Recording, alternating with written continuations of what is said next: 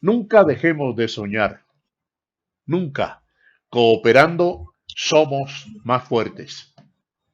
Contenido siempre de interés, contenidos de utilidad, contenidos para hacer país, siempre en la sala de Jairo. Hoy debatimos un tema que está en boca de todos. Algunos opinan que otorga mayor libertad, otros que se le ha dado la voz a muchas personas que escriben estupideces. ¿Se deben controlar o no? Hablaremos de las redes sociales hoy en la sala de Jairo y nuestro invitado es sociólogo y director de programa de comunicación de ICESI, Mauricio Guerrero Caicedo.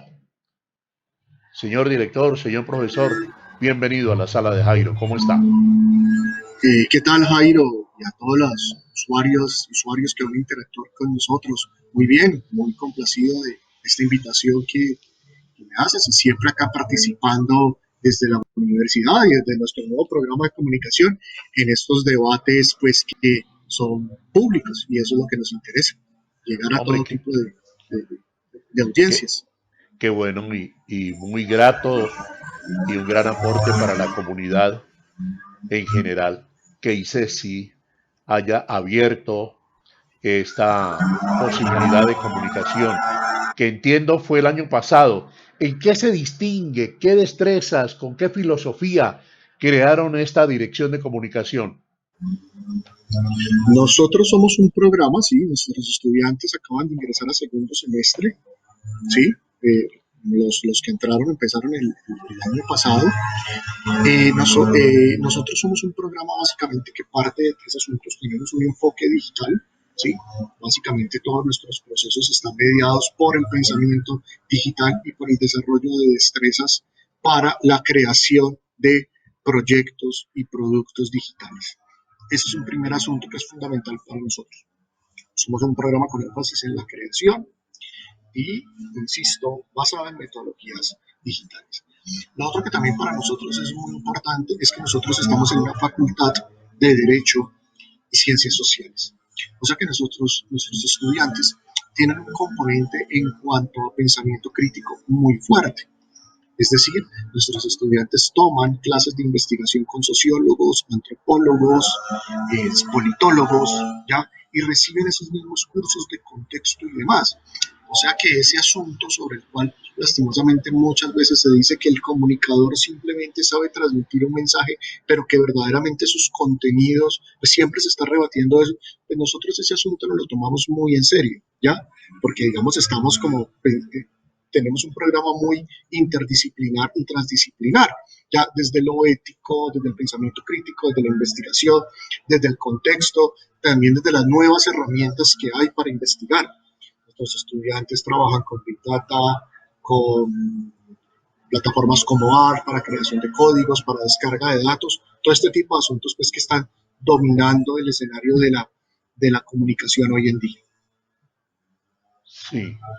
Entonces, O sea, hay en el fondo una formación humanística. exactamente, tenemos muy enfocado, muy desde la humanística en cuanto a la creación, el pensamiento crítico y demás, pero todo también está apalancado en generar nuevas destrezas, nuevos lenguajes para comprender este entorno digital. De hecho, nosotros tenemos un muy buen grupo de estudiantes que son de primera opción comunicación, estudian comunicación, pero también te comentaba en una charla previa que, por ejemplo, recibimos este semestre 3 estudiantes que, por ejemplo, estudian Derecho y van en cuarto o quinto semestre y quieren empezar a estudiar comunicación desde cero. Pasando toda esa idea, tenemos politólogos, mercadólogos, antropólogos que se suman a nuestro grupo bien interesante de estudiantes propios de comunicación. Entonces, nuestros salones son verdaderos laboratorios de creación en comunicación, donde estás debatiendo con alguien que le interesa la creación en comunicación, pero tienes un abogado que le interesa crear contenidos, formatos para interactuar con la comunidad, un sociólogo, un antropólogo. Entonces, es bastante interesante este asunto o lo que estamos logrando generar con nuestro programa y los resultados de cierta manera ya se están viendo. Nosotros el primer semestre tuvimos estudiantes publicando en diferentes medios, con estudiantes del programa, por ejemplo, montamos con un proceso de prototipado rápido, ya tenemos la primera emisora digital de la universidad, en un proyecto completamente digital muy interesante, muy multiplataforma, y pues yo creo que ya los resultados de a poco se están viendo bastante, pues digamos, son bastante alentadores, por así decirlo. Estos estudiantes entonces lograrán una doble titulación. En algunos casos sí, sí, los estudiantes que, claro, son comunicadores y abogados y demás, y los que son comunicadores, que digamos no hacen una doble titulación, nosotros les ofrecemos también la posibilidad de 7 énfasis. Es decir, si yo entro a estudiar comunicación, pero por X o Y razón no me interesa, yo puedo entonces, digamos, elegir un énfasis. Por ejemplo, en el caso tuyo, que sos un comunicador que siempre te has caracterizado por el tema de la transformación social. Nosotros tenemos una comunicación con énfasis en transformación social. Es decir, el estudiante a partir de quinto semestre empieza a tomar materias con estudiantes de sociología, antropología muy particulares que les va a permitir hacer una comunicación digital pero enfocada en estos asuntos más de transformación digital. Al que le interesa el marketing digital se podrá especializar en marketing, el que quiere tener su propio emprendimiento podrá tomar materias de emprendimiento y demás. En el caso de que no quiera hacer una doble titulación, sino que tenemos esos 7 énfasis en gestión corporativa, generación de presos, contenido interactivo y demás. Entonces, eso también es otra de las características que tiene muy interesante el programa. Ah, bueno, y un énfasis que para nosotros es muy importante, que es el de periodismo de datos. ¿Sí? El énfasis de nosotros, el estudiante que quiera profundizar en el oficio del periodismo sabrá que va a buscar es un periodismo de datos. O sea, un periodismo que reflexiona sobre la fuente, por volúmenes de datos y sobre todo muy enfocado en el tema de la investigación, que nos parece a nosotros que es el camino pues, por el cual debe transitar el buen periodismo. Profesor Mauricio, todos estos énfasis nos llevan por el mismo camino a Roma. Con esto quiero decir a las redes sociales. ¿Qué son las Así redes es, Jairo. sociales? Las redes sociales, a mí me gusta definirlas, es una definición clásica en términos de comunicación digital, la gente le dice plataformas, pero pues una plataforma se puede quedar debatiendo qué es una plataforma, ¿no? Yo le digo cuando voy a muchas conferencias y demás, las redes sociales son espacios sociales donde pasan cosas. Y eso es un primer asunto que a la gente le tiene que hacer clic. O sea, es un espacio social así como es la escuela, la casa, la calle, el centro comercial. Y como en todo espacio social, se están generando vínculos, relaciones, interacciones y empiezan a aparecer normas, leyes, formas de actuar que en algunos casos logran ser reguladas por las leyes que están fuera del entorno en línea. Pero en otro caso se generan unos espacios grises donde no hay normas de comportamiento tipificadas por los propios usuarios, ni tampoco alcanza a llegar el aparato legislativo del mundo offline. Entonces son lugares donde pasan cosas, son espacios sociales mediados por una interfaz digital. Profesor, circunscribámonos mucho a Colombia para que esta conversación con un director de comunicación de ICESI sea provechosa para la comunidad y se constituya como en un ABC. ¿Usted cree que la participación en las redes sociales a Colombia le ha servido para lograr mayor democracia, digamos, mayor libertad de expresión? Pues, a ver, esa es una pregunta que, muy buena pregunta, Jairo, y tiene varios puntos de salida, ¿cierto? Sin duda alguna, estrictamente en lo comunicativo, yo creo que ha logrado expandir la idea de lo político, ¿cierto? Más gente, ¿sí? Si decimos que hay más gente conectada con los debates públicos a través de las redes sociales, pues podríamos decir que hay más gente participando del debate público sobre lo político, ¿ya? Entonces, por ese lado uno podría decir muy bien. Por otro lado, uno podría decir que también se han constituido en unos canales muy eficientes para que actores políticos conecten, ¿sí? Con ya sea la comunidad sobre la cual si están, por ejemplo, si son actores políticos que están ejerciendo algún cargo público, conecten con la ciudadanía, o políticos que básicamente también estén en procesos electorales, conecten con sus posibles electores. Entonces hay unos canales más directos para poder establecer. Y los actores políticos eso lo han aprovechado muy bien. Ahora, en ese sentido, uno podría decir, desde una perspectiva comunicativa, todo muy bien, pero después aparece un asunto muy particular, y es que, pues también aparecen algunas prácticas que no son necesariamente, digámoslo así, que nacen en el entorno digital, pero que sí van torpedeando esos procesos de comunicación.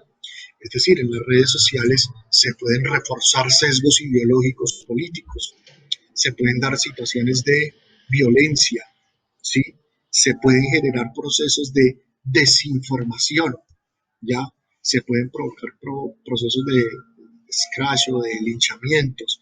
Entonces empiezan a aparecer una cantidad de elementos que pueden jugar en contra de lo que llamaríamos la convivencia de ciudadanías digitales, y específicamente en tu pregunta en términos del debate público, político, democrático. ¿Estamos preparados en Colombia para esta avalancha en las redes sociales? Pues mira, Jairo, yo creo que no se trata de pensar si estamos preparados o no, yo creo que tiene que ser un constante proceso de preparación y estudio de todas esas conductas o de todas esas cosas que se mueven en el entorno digital. Y yo siempre digo que es papel de la escuela, de nosotros las universidades, de la propia, también del propio Estado, digamos, diseñar estrategias para ir formando esas ciudadanías digitales, porque siempre aparece un nuevo reto, siempre aparece un nuevo reto que hay que cubrir. Entonces uno podría decir que hay capas de la población en Colombia, lo que no podríamos llamar nativos digitales. Las chicas y chicos, por ejemplo, se mueven muy bien en entornos digitales. Entonces, en ciertos sectores comprende muy fácilmente ciertos temas de comportamiento y demás. Pero, por ejemplo, en el tema de las noticias, de la desinformación, eso que llamamos las fake news, ¿cierto? Uno, por ejemplo, cuando investiga se da cuenta que quienes más distribuye eso son usuarios de un rango de edad alto, son los que más están participando en los procesos, porque no han recibido digamos, no han participado en procesos de formación digital, ¿sí? Más rápido te comprende un chico, es decir, no comparte esto, no comparte lo otro, lo entiende más que un usuario mayor de 50 años, que son los que constantemente pues, se detecta que son los que más participan de estos procesos de desinformación, y sobre todo en temas políticos. O sea que uno podría decir que no sé si estemos preparados o no, lo que tenemos es que reforzar esos procesos de formación y seguir mirando cómo podemos desde la educación ir afrontando esos retos. En estos momentos el reto más grande que tenemos es la desinformación, ¿ya? La desinformación. Y también otro reto, otro desafío que tenemos muy importante es entregarle a la gente las herramientas para que sepa con qué plataformas interactuar y, entre comillas, a quién le voy a entregar mis datos, ¿ya? O sea, cuando descargo la aplicación para que cambie mi rostro y mi rostro 30, 40 años después, esos jueguitos, ser consciente que ahí estoy entregando datos que después van a ser utilizados para campañas de marketing de todo tipo. Entonces son esos retos que van apareciendo y sobre los cuales siempre tenemos que estar preparando procesos de formación. Es otra realidad que ya tenemos, con la Ajá, cual tenemos que vivir, y entonces sobre eso también trabajar en pensamiento crítico. ajá. Profesor Mauricio, ya que usted habla de las capas sociales, ¿cómo precisamente llegar a esa capa que usted dice, los mayores de 50, digamos que no tienen la capacidad de mirar bien cuál es el procedimiento de una noticia? Eso por un lado.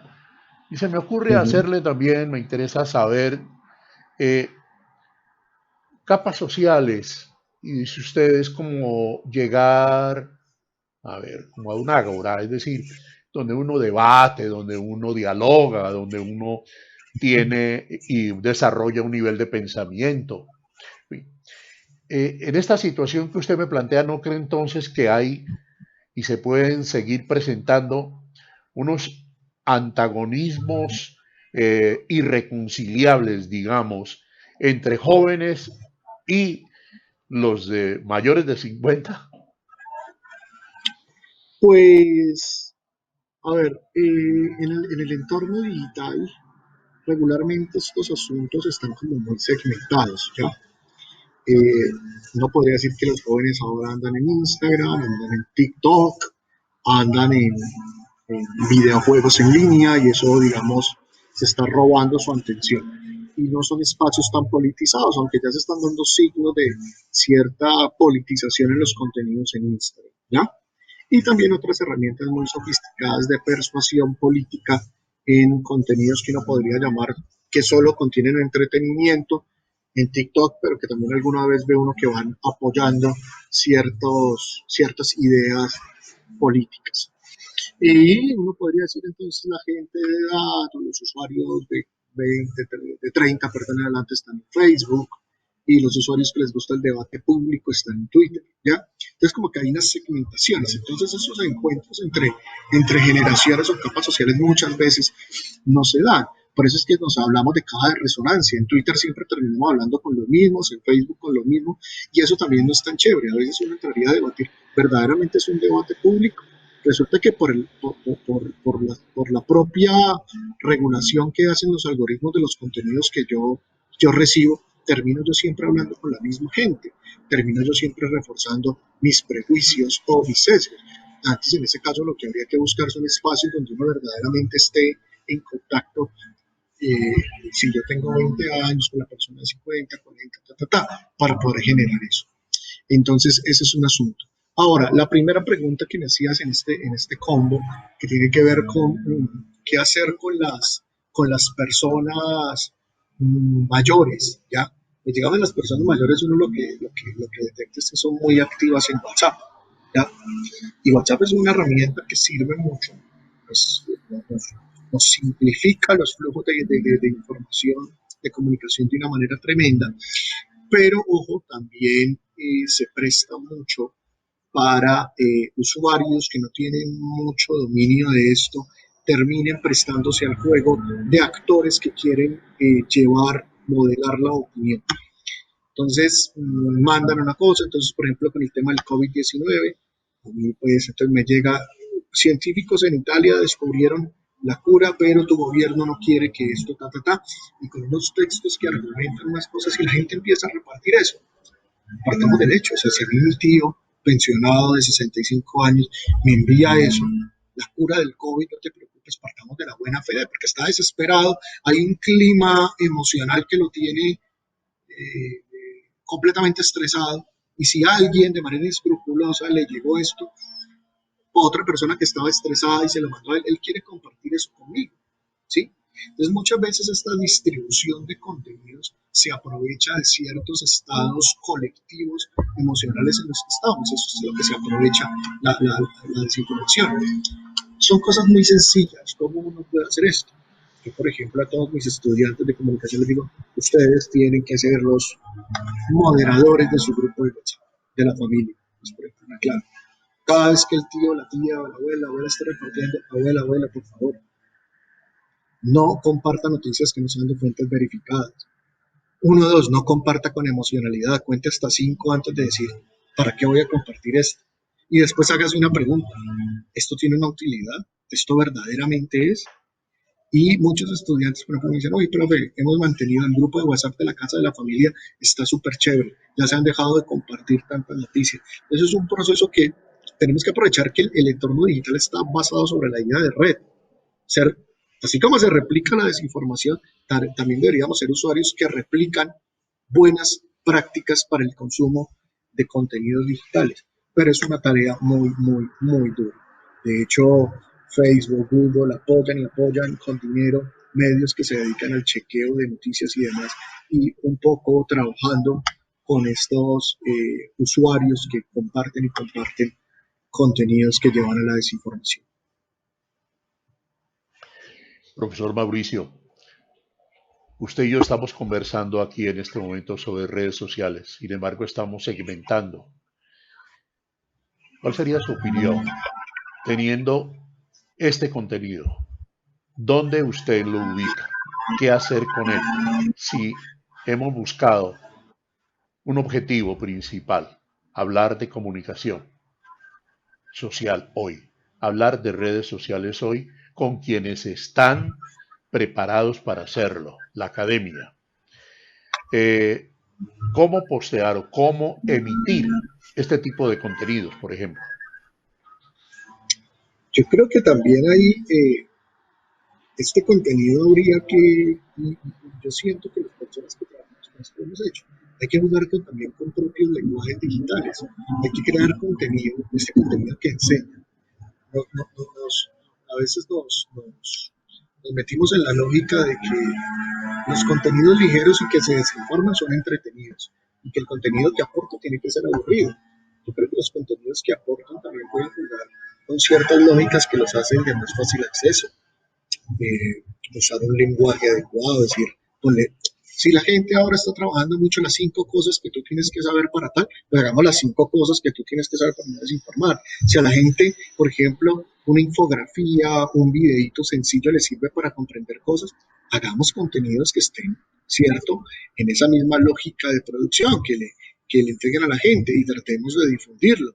Tratemos de establecer alianzas con personas que trabajen con que tengan comunidades de usuarios potentes. Por ejemplo, ahora, por ejemplo, ese debate, por ejemplo, yo veo que muy pocos influencers, me llamo influencers, influenciadores, como les dicen, por ejemplo, deberían, ya que en algunos casos, digámoslo así, tienen unos índices de monetización importantes, deberían también tener algunos asuntos de responsabilidad social con la sociedad. Entonces, venga yo, así yo tengo una masa de audiencia, porque yo no me pongo a trabajar también con algunos contenidos de eso. Por eso es muy reprochable que personas que ahora tienen un poder, ¿cierto?, de llegada, terminen a veces no solamente haciendo contenido ligero, sino generando contenido que posiblemente va a generar un daño, ¿cierto? O va a crear, digamos, comportamientos negativos en la comunidad. Ahí estamos pasando por un debate ético, ¿ya? Y eso es un asunto muy importante, Jairo, porque te digo, cuando tú empiezas cuando tú decides asumir la labor de producir contenidos, ¿sí? Y eso yo sé que de pronto muchas personas que ejercen la comunicación les puede molestar, pero resulta que ahora cualquier persona con una cuenta en una plataforma de estas se convierte en un medio de difusión de contenidos, ¿ya? Lo cual le está entregando unas responsabilidades éticas, ¿ya?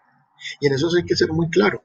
Desde que yo abro una cuenta y estoy generando una audiencia y estoy dejando abierto mi contenido, yo empiezo a tener una responsabilidad ética. Y eso es un asunto que, por ejemplo, muchas veces ciertas personas que han construido una comunidad digital no lo piensan. Y eso me parece a mí que es bien complicado. De hecho, muchos influenciadores en estos casos, pues, terminé llegando a este punto, estás preguntando por otro, pero por ahí me fui, han sido sancionados por sus comunidades de usuario por eso. Porque la gente sabe que ellos monetizan, pero también les dicen, oye, compárteme algo de valor. Oye, ¿por qué si estamos en una pandemia, por qué tú sales haciendo una fiesta sin tapaboca, ¿qué mensaje estás mandando? ¿Ya?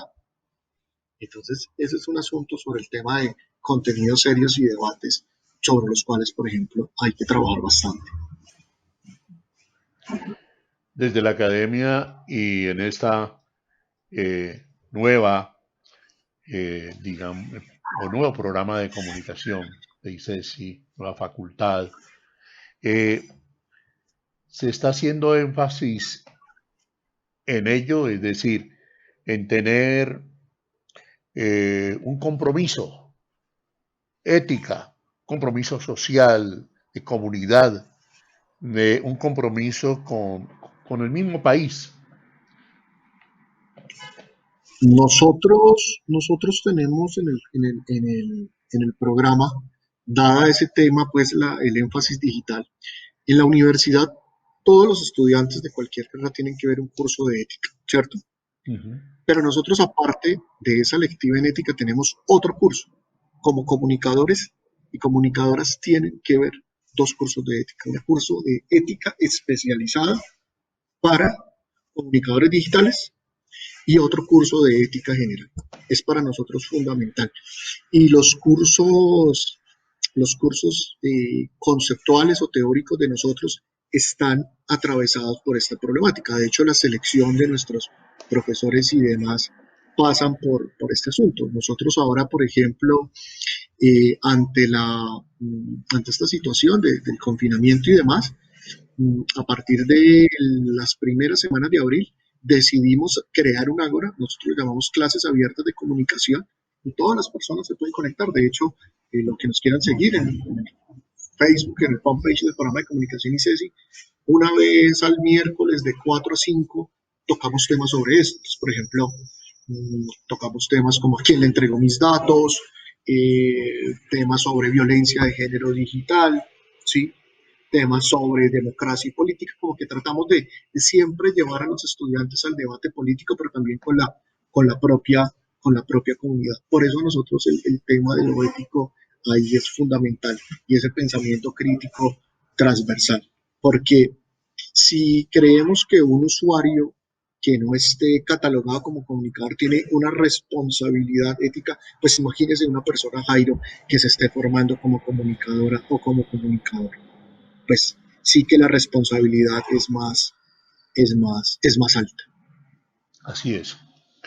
En este momento de desconfianza, doctor Mauricio, en las instituciones, atravesado por un problema de una pandemia que pues cada vez es más llena de incertidumbre, digámoslo así.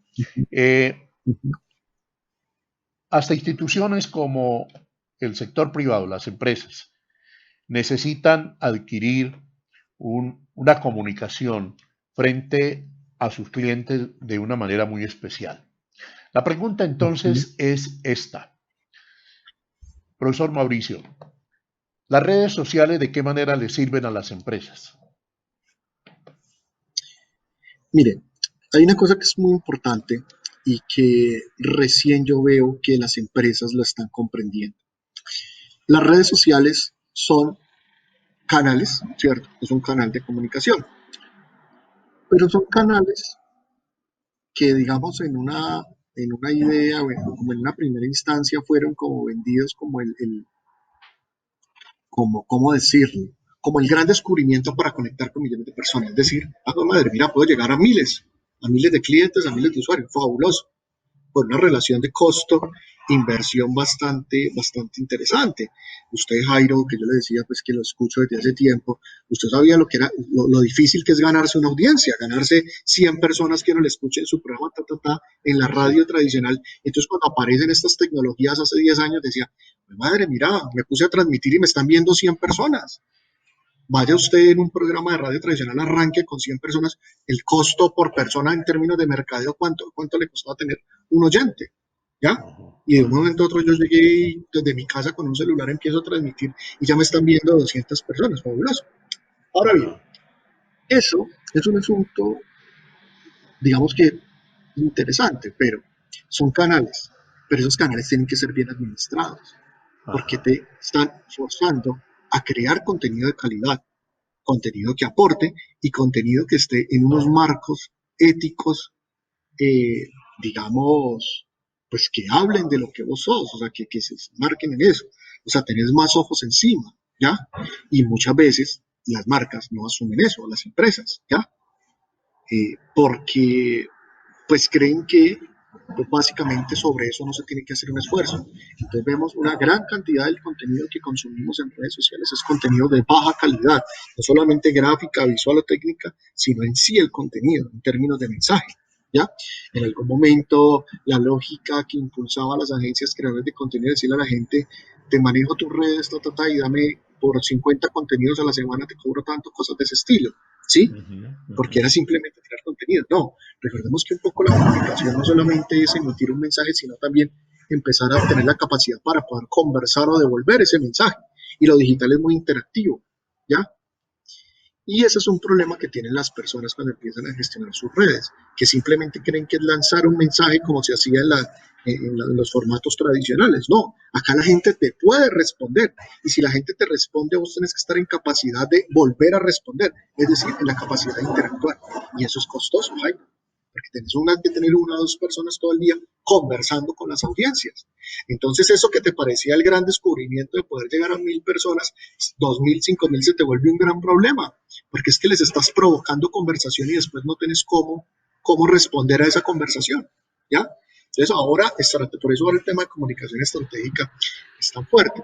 Por otro lado, también hay un asunto que es muy importante. No solamente estamos hablando que las redes son canales, sino que también son propiedades o activos digitales, ¿ya? Y como tal tienen que ser cuidados, tienen que ser adecuados, tienen que pasar por unos procesos de identidad visual, de excelente manejo, de completa actualización y demás, ¿ya? Tenemos, por ejemplo, un sitio web son importantes y todo, pero tienen un costo bien interesante porque vos lo tenés que tener actualizado, mantenerlo con unos niveles de interacción interesantes que permitan su usabilidad y demás. Y pues las redes sociales más. Ahora, se han desarrollado, afortunadamente las plataformas tienen procesos de automatización de respuestas con las cuales el flujo de información se hace más sencillo. Pero yo creo que apenas recién estamos viendo que algunas marcas están aprendiendo a gestionar de manera eficiente sus redes y están superando el paradigma de que entre más clientes llegues, más efectivo se va a hacer el proceso de comunicación. No, yo creo que estamos aprendiendo más a valorar la interacción y la conversación con las audiencias. ¿Ya? Eso es mucho más importante que el volumen de métricas a las cuales yo pueda tener. Profesor Mauricio, vamos llegando ya al final de esta conversación que la vamos a distribuir nosotros ahora a través de unas respuestas concretas en Twitter, que nos da los 2 minutos, eh, de respuestas suyas y que creemos que en esa red van bien. Más tarde lo vamos a hacer en Facebook, toda la entrevista. Le pregunto lo siguiente, frente a un volumen muy alto de usuarios en Colombia de redes sociales, ¿cree usted que, por ejemplo, el voto electrónico sería ya una posibilidad que tenga la democracia colombiana para, a su vez, lograr que más gente, sobre todo los jóvenes, participen en un proceso democrático de elección popular? Pues, Aira, yo creo que esa es una pregunta muy compleja y que tiene que tener muchos matices. Básicamente habría que pensar, yo creo que habría que expandir eso que nosotros llamamos brecha digital, ¿sí? Habría que pensar seriamente índices de conectividad que tenemos, ¿cierto? Índices de la brecha digital también pensándolo en términos de usabilidad, qué tanto ciertas poblaciones podrían llegar a esto, ¿no? ¿Qué garantías se podrían tener en términos de, digámoslo así, en términos de la transparencia de los procesos, ¿ya? En algún momento posiblemente va a llegar, pero yo creo que son muchas variables, sería un análisis multivariado para poder llegar a tomar esa decisión, ¿ya?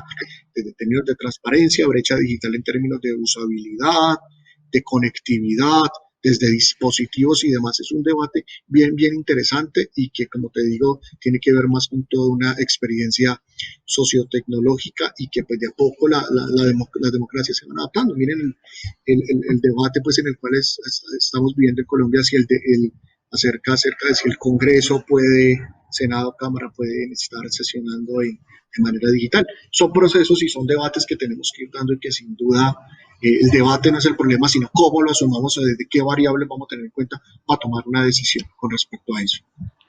Que ese debate se traslada a la educación. La medida de ICESI Claro, en este tenemos. momento es cuál. ¿Hay presencia de estudiantes o no? Nosotros en la universidad en estos momentos tenemos una educación remota asistida, ¿sí?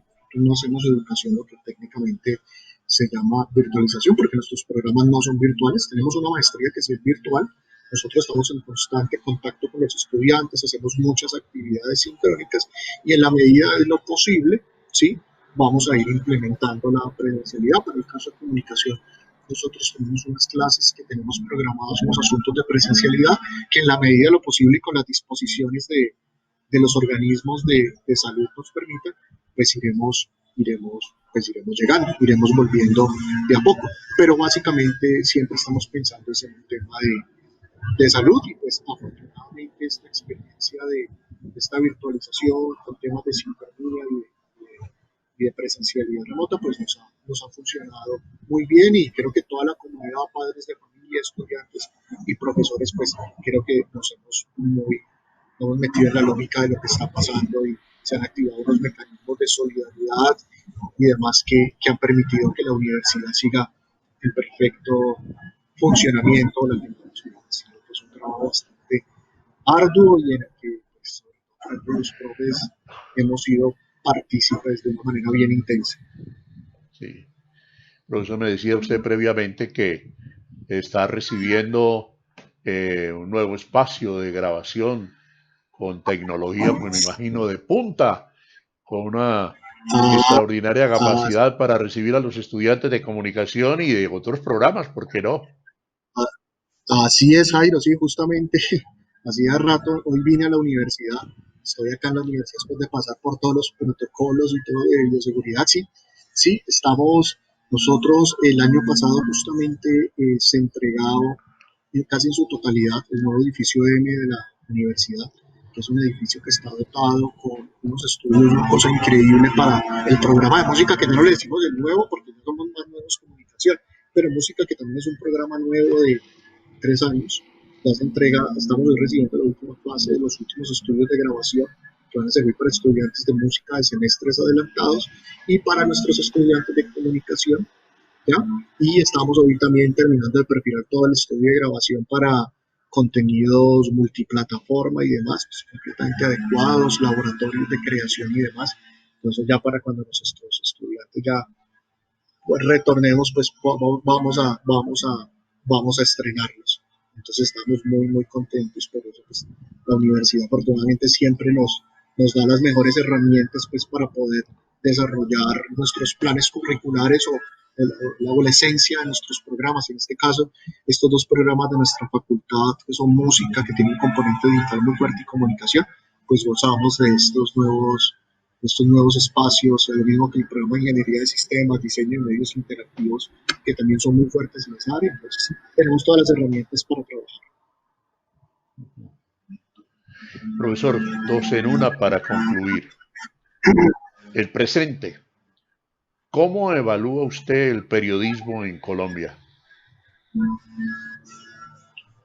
Bueno, son dos o eso una por una. No, esa es una y la O la otra. otra más dura, o la otra Todavía más, no, no, o la no, otra no, más no, dura y no, no, me no, tiro no. esa. Bueno, Ah, ¿cómo, perdón que cómo me evalúo vuelva el periodismo? emocional en este momento y quiere decirle algo, profesor. Me duele tanto cuando a veces se dice que hay periodismo y propaganda y que hay periodistas y que hacen propaganda. Porque el periodismo necesariamente tiene que tener un músculo financiero, pero desde luego tener independencia frente a quienes llegan a pautar en su medio. Eso, pues eso es un principio que no se puede negociar de ninguna manera, ¿o no, profesor? Sí, yo creo que ahí Jairo pasa un asunto muy complicado con el oficio del periodismo. Y es que, pues básicamente, ya las cartas están sobre la mesa, ¿ya? Sí. Ya, digamos, hay medios que abiertamente sus editores generales, sus directores, sus propietarios están mostrando una línea ideológica o una forma de pensar la sociedad, ¿ya? Ujú. Entonces ahí lo que nosotros tenemos que empezar a hacer es un poco receptores críticos, ¿sí? Entonces yo ya sé que Semana va por un lado, el RCN me está proponiendo otro, el espectador me propone lo otro. Tener esa capacidad de saber sobre qué espectro ideológico en este momento está el medio sobre el cual yo estoy consumiendo la información es fundamental, que es un debate pues que hacía mucho tiempo se va, pero que pues acá en Colombia no, porque pues había una idea como del periodismo objetivo y demás, pero las propias composiciones empresariales de los medios ahora, pues básicamente están demostrando que también hay unos intereses y demás. Ahora, también eso que nosotros llamamos de manera nostálgica el periodismo, este periodismo que investiga y demás, pero vemos que también está apareciendo en otro tipo de plataformas, en otro tipo de formatos que uno podría decir independiente a ciertas fuerzas o actores que son muy poderosos. Entonces usted se encuentra, por ejemplo, con medios que hacen buen periodismo como Colombia Check, ¿sí? Que es un medio que es financiado por fondos internacionales, incluso el Cheque de Noticias, eh, La Silla Vacía, ahora tiene Cuestión Pública, Razón Pública, una cantidad de medios hay en Colombia que hacen muy, muy buen periodismo y que así como nosotros también conocemos cuáles son sus intereses y lo niegan, tienen una visión del mundo, pues estos también, y que están en otras cosas.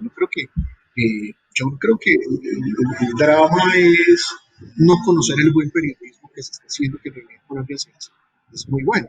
Sí, no solamente quedarnos con la versión de los medios tradicionales que tienen una historia, son muy, muy buenos, han sido casa de aprendizaje de muchas personas que ahora están en medios independientes, pero que ahora en su propio proceso de transformación están más ligados más a un tema de producir contenido de manera digital para generar interacciones y más. Bueno, están como en otra lógica que necesariamente no es en algunos casos periodismo. Bueno, y esta es la de cierre. En 8 semestres aproximadamente usted tiene un número importante de graduandos en comunicación, con varios Sí, señor. énfasis. ¿Cuál es esa esperanza, ese sueño? En cuanto a que cómo los quiero, cuántos se van a graduar o cuántos, No, la cantidad ojalá muchísimos. sea pues muy importante, la calidad.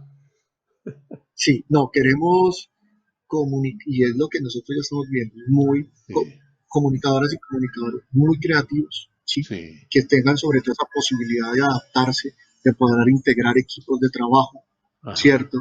sí, Que rápidamente se logren adaptarse a situaciones como esta que estamos viviendo. Sí, hay que ajá, trabajar todo en línea, tenemos que montar una emisora en línea, bueno, montémoslo en un mes, que podamos conocer flujos de trabajo, todo este tipo de cosas que sean muy creativos, pero que sobre todo también seamos críticos, que no seamos indolentes, por ejemplo, con respecto al discurso de racismo, discursos de género, discursos políticos, que seamos sensibles ante todas estas manifestaciones.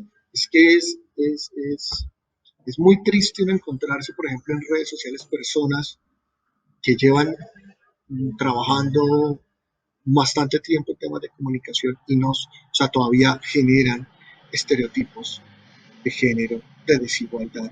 Y cuando los afronta una persona le dice, es que tú eres feminazi, es que toda hora con ese asunto de los negros, ya dejen en paz, hay que superar eso, hay que salir adelante. Personas que llevan 15, 20 años en los medios de comunicación y son completamente insensibles a nuevos discursos y nuevas realidades. Entonces espero que nosotros de acá tengamos comunicadores y comunicadoras muy creativos, que se piensen muy bien en el entorno digital, pero que sobre todo desarrollen un pensamiento crítico que les permite pensar de otra manera la sociedad. así es. Ojalá podamos construir todo eso y en plena convivencia y ojalá que pues no haya lo que están llamando hoy cultura de la cancelación porque pues tú no estás de acuerdo con lo que yo digo, entonces te corto y no se construye un diálogo para sacar una conclusión importante. Profesor, pues continúe usted recibiendo todos esos nuevos espacios para que Claro, sí. haya más posibilidad de nutrirse de elementos importantes en la comunicación de los estudiantes de comunicación, valga la redundancia, de ICESI. Muchas gracias, profesor Mauricio Guerrero Caicedo, muy amable. Muchas gracias, Jairo, y seguimos en sintonía como por muchos años. Y un Muy saludo bien, muy especial a todas las usuarias y comunicadoras y comunicadores y demás, y toda la gente que nos está siguiendo. Y qué chévere usted con este espacio que también desde Dependencia siempre está haciendo ese periodismo ciudadano, ese periodismo que aporta. Siempre más allá de si llego a miles y miles de personas o no, sino siempre con esa línea editorial. Muy bien. Bueno, Jairo, así está, un muchas saludo gracias. para Bueno, Igualmente, un abrazo. Gracias, Señor. Nunca bueno. dejemos de soñar. Nunca. Cooperando somos más fuertes. Contenidos de interés, contenidos ciudadanos, contenidos de utilidad en la sala de Jairo siempre. Esperamos que nos acompañen y además que hagamos una interacción sobre lo que aquí hacemos. Gracias por habernos acompañado.